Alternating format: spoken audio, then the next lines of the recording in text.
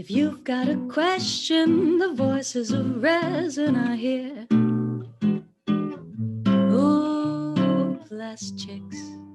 PlastChicks is an SPE sponsored podcast. Hey, I'm Hi. Mercedes Landazuri. I'm Lynzie Nebel. And with our powers combined, we are PlastChicks, PlastChicks. the voices of resin. That's us. Always us. So I am Color Lab Technology Director at Peacock Colors and serve on a few boards for SPE, including color and appearance and recycling. I am a plastics engineer at Tech Tank in Erie, Pennsylvania, and I am the Vice President of Membership Engagement for SPE and a couple other fun boards. And yeah. So yes, this podcast, PlastChicks, is just a podcast. We like to take about half an hour and have a special guest on every time and hear about people who are doing exciting stuff in the world of plastics and plastics related fields as well. You can listen to us wherever you get your podcasts, Apple Podcasts, Google Podcasts, Stitcher, all those fun spaces. And our podcasts are released by SPE the first Friday of every month. Yes. So it gets really exciting. Hit subscribe, like, share, comment.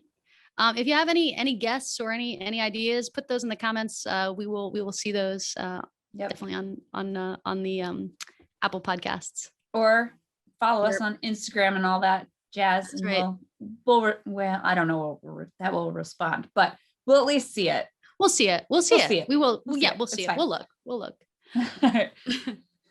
And today we have an international guest. This makes us very international. We're very international. This is not. I don't mean no affront to this, if I guess people. The map is a slam. Can't see it.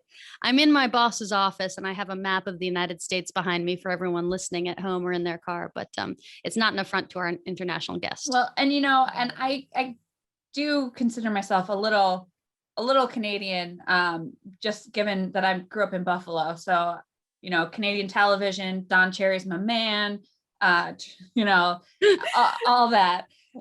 Good to hear. So today our guest is Elena Mantagaris.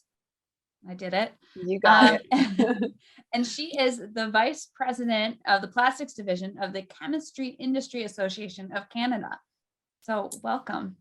Thank you so much for having me here, both of you. I'm delighted. Wonderful. So Elena, tell us a little bit about your background and what led you into working with the Canadian government and plastics. So, a little bit of my background. I've been involved in the public policy space for a long time.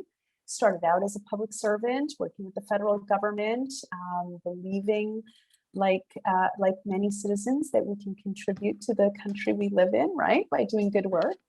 And right now, I've had a varied trajectory. I've worked in the cultural sector, I've worked in the nuclear sector, iron ore sector, and now I find myself in the plastics sector and working for the plastics, essentially the industry association for the plastics sector in Canada. We're a division, specifically a plastics division within the Chemistry Industry Association in Canada. So it's been a long trajectory, but what's been interesting about my career path is that it's always been large initiatives. You can appreciate working in government in any file takes a lot of relationship building and partnership building. Working in nuclear is a socially contentious issue, and not everyone understands that sector. And I worked with governments in there, and then working in plastics, which is another amazing sector, and yet we find ourselves today facing a lot of public debate about plastics and a lot of misinformation about plastics. Yeah, so, I was gonna say, nuclear and plastics. I feel like those are two hot button. Not to interrupt your answer here, but is one of those more hotly contested, or is it just over time the kind of shift is who's? Well, it's different, right? I bet you if we were living in the 60s and 70s, nuclear would be really front and center in the public debate, right? And in Canada, we have a number of nuclear power plant facilities that are very safe and operate really well. So, there's difference of opinions, but it's less front and center as a public debate right now. Whereas plastics, anyone who's watched The Graduate, the movie, all heard that final line, right? Plastics is the future. And so if you were in the 60s and 70s and 80s, you wouldn't have had plastics as part of a public debate. It would have been the backdrop of your life, as it is the backdrop of all of our lives right now, because so many of the products we use and have in our homes and have as so many different products out there, it's integrated in all of that. But now it's become a public debate issue, because I think for a number of different reasons, which I guess we'll get into today. But so I'd say the plastics one is much more front and center in that way. And so there's a lot more reaction, both publicly and within governments, to it, because everyone's trying to figure out what's the right response to addressing plastics without necessarily understanding the full value and role of plastics. And there's a lot of reaction happening. So I'm hoping in our conversation today, we'll be able to unpack where some of that reaction's coming from, but where some of those misunderstandings are coming from as well. Yeah, it's interesting. So already on tangents, but I think that's a good thing. The way that you explained it is like, well, in the 60s, it would have been the backdrop, and now it still is the backdrop, but in a different way. And there are these debates. I always liken it to, the Greek author Homer, in the Odyssey, the Iliad, his writings, he's known for his use of color. I work in color, so I think about this a lot. But he talks about, I remember reading it in high school and hearing like the wine red sea and the rosy fingered dawn, and I'm like, well, the sky's blue and the water's blue. What's the deal here? But in language, how colors get names, it's in order, and actually, so it's light and dark, or black and white are first, and then red is next, and then green and yellow emerge around the same time. Blue comes last, and so when Homer was writing, he didn't have blue, and we'll go outside, the color blue is all around us. And I liken that to the plastics industry. It's like we're living, and the plastics are truly, as you said, the backdrop of our lives. But I think a lot of that, the like you said, the misunderstanding comes from we're not defining them properly. When people say, oh, I'm living plastics free and I'm taking the bus, it's like, that bus is made out of plastic. And your bus is better for it being plastic. And exactly, your bus is more fuel efficient. Your phone that you're taking selfies of your plastic free lifestyle couldn't exist without plastics. But yes, it really is the backdrop. I love that. Backdrop, keystone material. I mean, without it, I don't know how we'd have most of the products we have. And part of the discussion we're having as an industry, both with the public and with governments, is to look at the role and value of plastics in enabling our modern way of life. So whether it's the bus or the car that's lighter and more fuel efficient because of the use of plastics, whether it's the goal of having electric cars, which we'll only attain if we use plastics, or whether it's the use of plastics in the medical sector, or in the agricultural sector, or as food wrap, because it actually extends the shelf life of your food. And we all want different types of food from around the world at all times of the year. And one of the ways we get that is by preserving it, of course, right? Maintaining its shelf life, and plastics helps us do that. So there are a lot of ways that we say plastics enables our modern way of life, but it also helps us achieve our sustainability goals. And if we don't recognize how important plastics is in achieving our sustainability goals, we may be inadvertently shooting ourselves in the foot. When we talk about alternatives to plastics, so often people don't realize that those alternatives have a much higher environmental footprint than plastic itself. So it's not just that it's a miracle product, right? Which is durable, which can withstand extremes of heat and cold and sustain itself. And the fact that it's light is so important. So it's not, and it's cost effective to produce, right? From an energy efficiency perspective, when we think of all the energy that goes into making a lot of products, right. But it's also the material that helps us achieve those broader sustainability goals. And so we need to make sure we're recognizing that value of plastics when we're making longer term decisions around how do we manage plastic waste, which is where a lot of the public discussion has been going these days. Whether it's in Canada or the United States. So with, the sustainability and kind of becoming part of our, modern life, there's also that other key phrase that's thrown around, which is the circular economy, which is kind of the looping of the sustainability. So how do we, what do we need to do to, turn those from keywords into actionable items or, next steps? Really great question. And I wish the answer was simple. Don't have and it it's written not. down. Yeah, no, don't have it in little crib notes here on my hand. No, I mean, look, the way we try and look at it is, I'd almost say there's sort of three buckets we need to look at. On the front end, I'd say we need to look at product design, right? So how do we attain that circular economy? Well, we need to make sure that we're making plastic products that build in recyclability right from the get-go. Because that whole circular economy is about a whole reuse and keeping the plastic molecule in the economy and making sure it doesn't end up in the environment, whether that's in landfills or as pollution like marine debris or something like that, which none of us want to see. And we all have to acknowledge that there is this issue and we need to make sure that doesn't continue. So first off, let's make sure we're designing products for recyclability.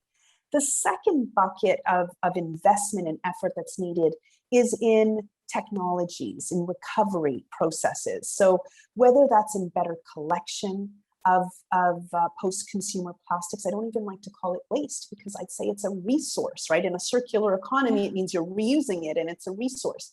So whether it's in better collection, in better sortation, I just got off another meeting talking about how our sortation facilities are just not fine enough, right? Somebody told me they ended up with a whole big bale of plastics, and right in the middle of it was this like IKEA table in a plastic bale. They were like, how did that not get sorted out, right? Not sure how that one got slipped through, but the point is we need better sortation facilities, but we also need better investments in whether it's mechanical recycling technologies. There are clearly improvements that are out there that we need to make sure are used more broadly, better optical sensors, that kind of stuff. But then we also need advanced recycling technologies too. And then the third bucket I'd say that we really need to look at is around standards for recycled plastic content and around creating end markets for recycled plastic content.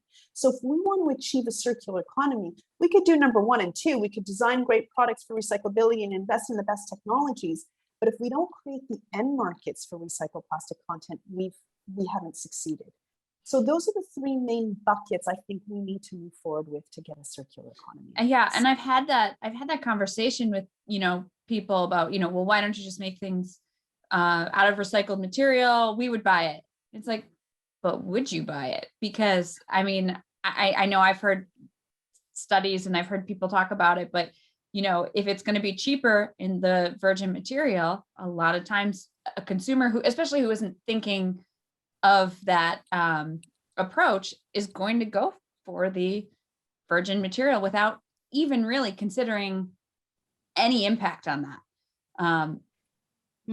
Yeah, it's a great point. Sorry, there's two things in there actually that are a little bit different. One is a consumer choice, right? And I think part of the way we get around what costs less, whether you're the producer or the consumer, is, and what we're discussing in Canada is, do we require minimum content standards for recycled plastic content? The moment you have a requirement for minimum plastic recycled content, then you start to equalize the playing field between the cost of virgin plastics and the cost of recycled plastic contents, right? So that's one angle to get at this very important issue. But how do you, thinking about future problems though, everybody loves that. So how would that be regulated though? What's to stop a producer, aside from integrity and ethics, from saying that, yes, this is 85% recycled material when really it's virgin material? How do we solve that issue?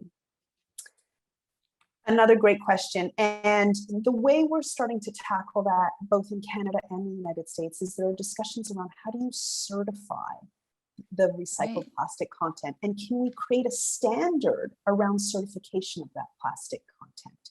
And those are discussions that we have just started engaging in with the standards organizations in Canada, because we think that that's critical. The consumer is demanding more recycled plastic content. The brand owner, the companies making the products that are, let's say, contained in plastic containers of some kind or packaging of some kind, want to respond to that consumer demand. And of course, environmental NGOs are also creating that demand. Everyone has a role. And so there's an impetus there. There's clearly a push. Now it's up to industry working with governments collaboratively to identify the systems, the technologies, and the process and standards that need to be in place to achieve what I would argue is our shared goal, which is a circular economy for plastics. Mm-hmm, mm-hmm. Yeah, absolutely. And God, and yes, I mean, exactly as you lined out, okay, there's the product design and then the technologies and the, designing also, the better or assisting, municipal recycling or designing better systems for that and updating technology. I mean, it seems like there's just, some of the goals that the soft drink companies have put forth feel kind of unattainable just in terms of sourcing that amount of recycled material, I wouldn't say it's unattainable. I think it takes time, effort, and investment. And I would say on the recycled plastic content question as well, is that we may want different types of, levels of recycled plastic content in different products, depending on product performance requirements and safety requirements. So to Lyndsie's earlier comment, are you sure you want recycled plastic content? I don't know. My gut would say I want my heart valve to be 100%. Fair. Call me crazy. I don't know. I'm okay with my Coca-Cola bottle having whatever appropriate percentage of recycled plastic content allows it to maintain its form and function, right? I will have different reactions to that. And I think we need to create the room to have those discussions and allow that process to play itself out. It'll take time, though, to figure it all out. But I think what you're hearing, at least from me and the industry in Canada, is a great desire to see that circular economy advance, and that we're willing to be partners around the table, working collaboratively with not only our sister companies, if you will, in the industry, but also with governments to make it happen. And in Canada, like the US, we have a couple of levels of government, right? We have federal and provincial governments. You have your federal government, but states. In Canada, the provincial governments are also very much responsible for waste management. And part of the discussions we're having with them is, how do we not make this a waste management issue anymore? How does this become a resource economic development story, right? Mm-hmm.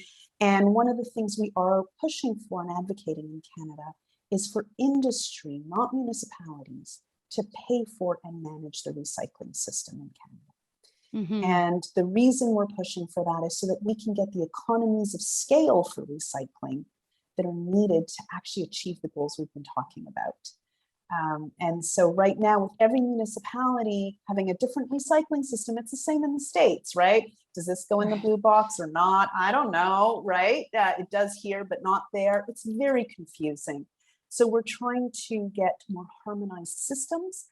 And also, when municipalities have been managing this, it's been, to your earlier point, cheaper for them to send stuff to landfill than to actually recycle it.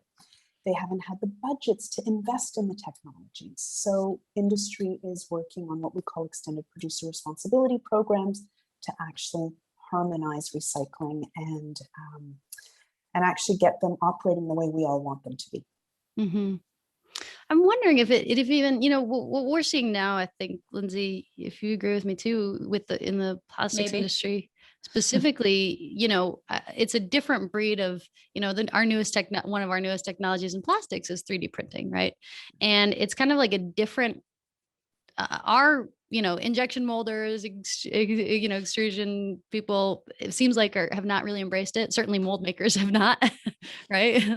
But tradition, right? Yeah. But it's almost like a different mindset that you see coming in with these companies like Carbon and Stratasys and the people who are engaged in that. And I'm wondering, with that kind of innovation, is it going to take the same like new breed, to come in rather than just the traditional waste management people who have been handling this? If you have, I don't know, just thinking out loud, but it seems like it might take, it's such a significant change that has to happen, at least what I'm aware of, in our facilities, it's a complete mindset shift, Yeah, well, I think you're raising an important point insofar as, I won't comment specifically on injection molders. That's not my area of expertise. But what I would say, is that it's not one sector alone that is going to help realize the circular economy. It's not even just the plastic sector alone. Mm-hmm. It's going to be those manufacturers as well that have to weigh in on this. Whether it's the auto sector, whether it's the agricultural sector, the electronics sector, right? All these, the beverages sector you talked about, all of these sectors that already know how valuable plastics is, but aren't necessarily on the front lines today having that public debate. I think that we all need to recognize that there's, call it end-of-life management around our products that's needed, and we need to work together to figure out what those solutions are. So whether that's existing companies or new breeds of companies that emerge as technologies evolve, certainly time will tell. Mm-hmm.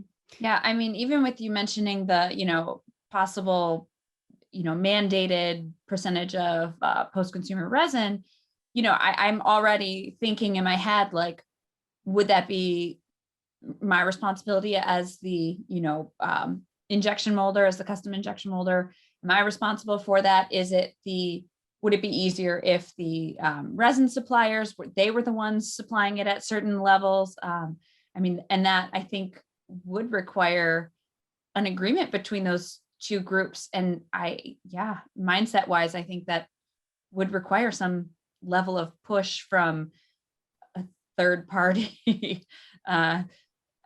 Because I can see that going, no, it's not my responsibility. You just give me the resin, or nope, it's not my responsibility. You're making the end product. I can see it both ways. Yeah, it's very complicated. So certification, traceability of that recycled plastic content, the chain of, not chain of command, but the where it is, who's responsible along that value chain, right? Mm-hmm. All great questions that we're going to have to noodle away at. And again, we're just at the beginning of these things, but I think you're asking all the right questions. Time will tell, but it'll be interesting to see if there's a value associated with taking responsibility for that, right? For that element of certification and traceability. And if there is, there'll be increasing demand to say, yes, I'll take responsibility for it because I can guarantee something and maybe get a higher price for my recycled plastic content because of the assurance and quality assurance associated with that. Again, these are the markets that play themselves out, always with guidance from a policy perspective and where both governments, of course, who simply really represent where society wants to go, right? And we need to recognize that. But I think what's important is to recognize the complexity of the issue and not force things that are like force fit, that are rushed, that aren't thinking through all the implications. We need to take the time to do it right so that we have the confidence in the system. Mm-hmm. Absolutely. Yeah. So what, Elena, what are some of the exciting new projects that you're working on right now that you're able to talk about? Well, it's less the projects I'm working on. I'm representing these amazing companies and members in Canada that are doing amazing things. So maybe I'll highlight a couple of theirs. Great. We have, companies like Nova Chemicals, a resin manufacturer, and Merlin Plastics. And they're working together as a plastics recycler and a resin manufacturer on creating, making sure that the plastics get reused and recycled for new products. So they've got a fantastic partnership happening that I think will be very impressive as it unfolds. Yeah, actually, go ahead. Sorry, Nova. Actually, our most recent podcast episode that dropped, it was with friend of the pod, Jonathan Quinn with Nova Chemicals. Oh, wonderful! That's great. Why didn't he tell us about this? Yeah, he didn't. He works on e-commerce packaging, I think. There you go. Yeah. But go on. We've got great companies doing advanced recycling, right? That next thing, we always say mechanical recycling is fantastic. That'll take us 50% of the way there to circular economy. We need advanced recycling for that other 50%. We've got companies like Pyrowave that recently signed an agreement with Michelin tires. They have microwave technology that'll depolymerize the plastics. And so they're doing a whole initiative with Michelin tires to see how they can recycle their tires. We've got Green Mantra, another advanced recycler, doing some fantastic work transforming post-consumer plastics into materials used in the roofing sector and making roads and things like that. So a lot of innovation, a lot of exciting initiatives. I've just flagged 3 of them, and I'm sure the other, 75 to 100 members will be like, why didn't you get my company name in there too? But just lots of great work happening. That's very exciting. So what do you think should be the role of government in pushing towards better recycling? Oh, how do you peel the onion on that? Because it's never just about government. It's about governments, but it's also industry. It's also NGOs. Everyone has a role to play. Mm-hmm. Specifically on the governments, I'd say the role there is to help work with industry to create the pathways, to create the conditions for success for that circular economy. That may be the right regulatory environment so that we can have more investments in advanced recycling. That may be the right type of incentives for investments. That may be the kinds of streamlining of requirements, maybe around standards requirements, right? So you create consistency and industry knows what they can expect, right? So you need consistent environment to operate in. There are a lot of different things that government can do. The most important message would be do it collaboratively with industry. We're here to be partners. We want the same thing as everyone else, which is that circular economy. We have the leaders and the innovators prepared to invest. Let's focus on the priorities. Let's agree on what those priorities are, and let's work together to make them happen. Mm-hmm. I love it. And it kind of goes along with what you were saying before. It's not just plastics, right? It's kind of like circularity is bigger than plastics. I think that sometimes for us it feels like we're in a fight with everyone, the rest of the world, and it feels almost like there's finger pointing, like, oh, well, it should be this person's responsibility, or I'm going to cut out plastics altogether, or, but, so yes, that collaboration, I think it has to be the key, right? And that it's much bigger than just the government or just the molders or processors and resin suppliers and the consumer too. It's everybody working together, and the MRFs. Absolutely, it's a full plastics value chain, but it's also all of the market segments that use plastics. So and I guess the other thing I would say is that I think a helpful government is a government that is looking at how to help drive innovation, is looking at how to help develop solutions, not simply being against something or punitive towards an industry, but rather enabling the solutions. And I'd say that is the forward-looking approach that we would look for from governments. Yeah, my hashtag that I created was bills, not bans. Specifically. Actually, can I steal that? I like it. Okay. Hashtag bills, not bans. No, I like that, because I think the government part of it does kind of get skipped over when the conversation about sustainability and circular economy and all that kind of stuff gets brought up. It's kind of a plastics needs to do this, or, consumers need to do this. And I think, creating those incentives and the forward thinking path does clear a lot of some of those old mindsets sometimes. Yeah, I don't think any of us are well served by increasing polarization, whether that's within governments, between industry and government, society and government, like whatever the polarization points, the multiple, way. I don't think we're served by that, because at the end of the day, it means we're not trying to understand each other. Mhm. And the only way we can have a path forward, the only way to do that is through ongoing dialogue, is to try and understand the pain points as well as the opportunities, to try and figure out how you overcome barriers and overcome problems rather than introducing new ones. So I think it's through that dialogue and finding that common ground that's how we'll achieve success, and not through isolation or polarization. So I shouldn't ask who's better, has better government policy towards recycling, US or Canada? Don't ask that question. You know what? Each of our jurisdictions is actually excelling in different ways. We're in regular discussions with our colleagues, our counterparts in the US, the American Chemistry Council. They have the plastics division. Then there's the plastics industry, right? Their industry association. We're in regular discussions with them, and there are phenomenal ways that industry and the associations are leading in the US, or governments are leading. Like there are amazing, there are 10 US states, for example, that have put in place excellent legislation to enable advanced recycling. So here's like a classic example how the problem you didn't know you were going to have, right? When you create new technology, because we all went into this treating plastics as a waste, it gets treated as a facility, as a waste facility. Right. So all of the permitting you go through, all of the reviews, environmental reviews, are all about waste facilities. But if you treat it like a manufacturing facility and as a resource, suddenly your frame of reference is entirely different.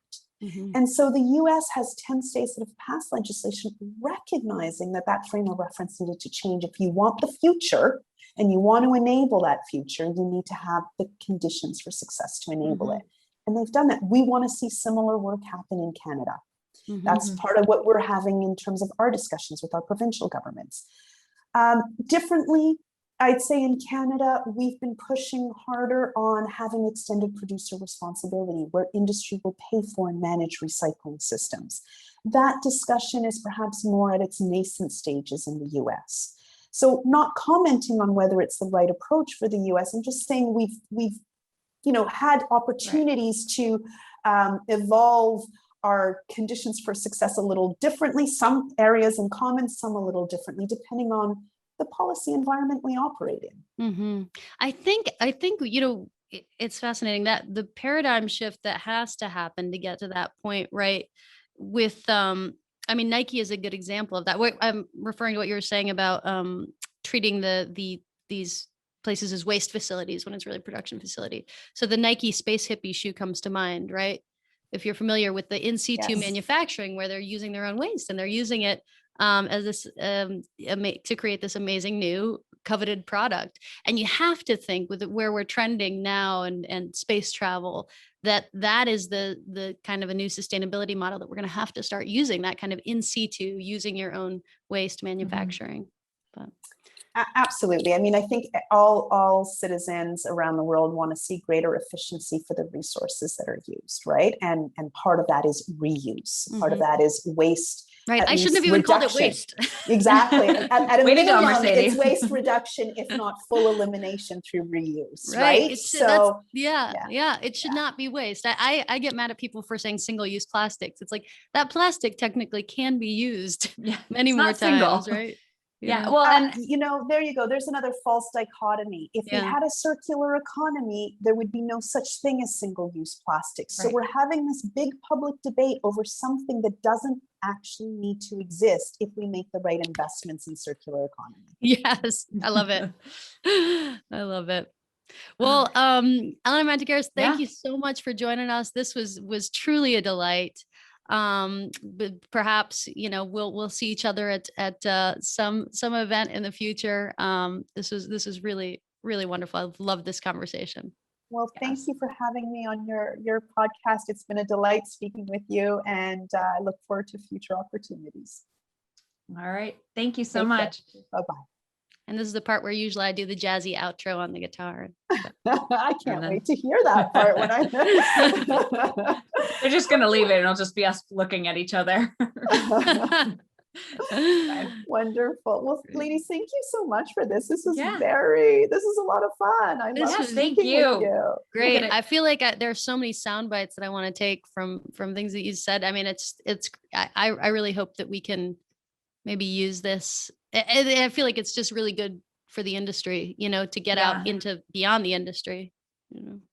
Well, please continue to think of us. I thought this was a great experience, and as things evolve in Canada, there may be real reasons to come back with a specific focus that you might find of interest. So, And I know with the future, I'm in Erie, PA, and I know we have the world's largest recycling facility slated to Brag.